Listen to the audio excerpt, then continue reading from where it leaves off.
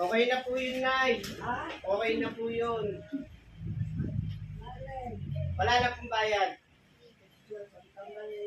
Okay na po.